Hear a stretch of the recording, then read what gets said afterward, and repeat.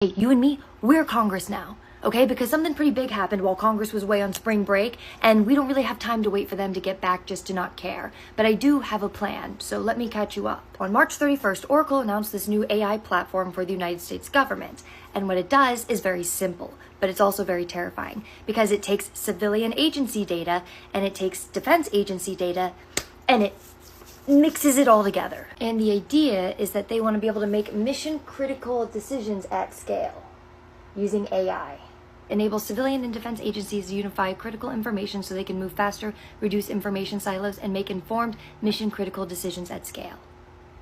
Now, having civilian and military data under the same company roof is one thing, but having it accessible on the same platform so that AI tools can reach both of them and cross-pollinate, that's not good at all. And we don't really have to guess as to how this would turn out if we did it, okay? Because there's already a country that does this, China, and it's called military-civil fusion. Starting in 2017, China built a system with the help of Larry Ellison where hospitals, tech companies, and universities all made their civilian data available to the People's Liberation Army. So all of your military records, your research, your business data, all of that goes to the same military that has their missiles pointed at Taiwan. Because the idea is that you're blurring civilian life and military operations. You don't create a distinguishment between it. The idea is that the government, through the military, has ownership over all of the infrastructure and all of your information. And the United States has spent literally years pointing at that and saying, oop, that's the line that free countries don't cross. We sanctioned Huawei over it. We banned TikTok over it. That was kind of the whole argument. You know how the CCP and TikTok were kind of too intertwined? That was our whole point. We didn't want that happening with us. See, we love our military here in America, okay? But we love our military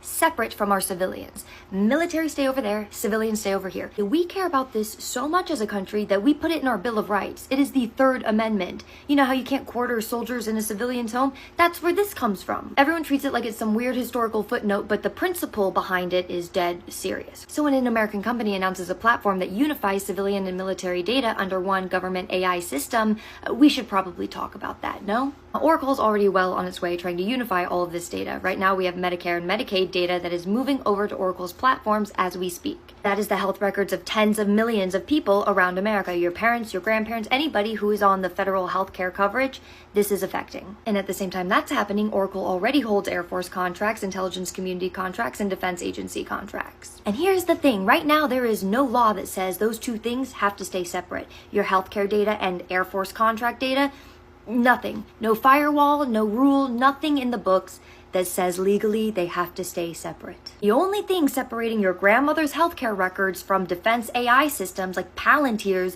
is Oracle's own policies. Now, we need a law that requires that separation. We need that written down on paper, but if there's anything that Delta Airlines has taught me about Congress, it's that it's not going to happen if we ask them nicely. We have to make everybody very, very uncomfortable if we want something like this to happen. And we need something like this to happen because the clock is counting down. We don't have much time. Outside of Delta Airlines, you know who Congress does listen to? The healthcare industry, hospital systems, the people who spend billions of dollars on healthcare technology. Why would hospital executives care, you ask? I'll give you one reason. HIPAA compliance. Because under HIPAA, hospitals are responsible for what their vendors do with patient data. And so it's not that Oracle holding health data is illegal or them holding military contracts is illegal, but no one right now can prove that those two things are separated. And that is a compliance risk. And compliance risks are very expensive. We need to ask a very important question, and we need to make sure that they hear it, because if something goes wrong with our data and it comes out that they knew the question and didn't investigate, well, then they're liable. So the plan is I need you to be a troll with me.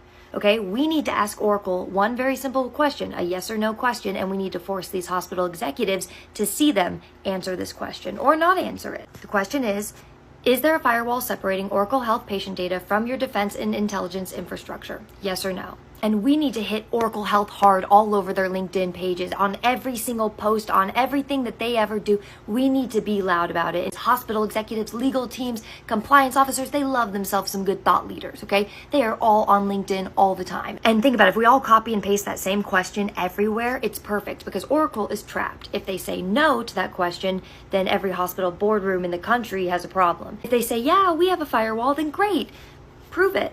You have to show the documentation now. You have to show the audit because the boards and the hospitals and the executives, they're all going to be watching. And if they say nothing, well, that's going to make a lot of hospital execs very nervous. In fact, I'm going to kick us off. I'm going to get started on this right now, okay? And don't you dare leave me behind, suckers.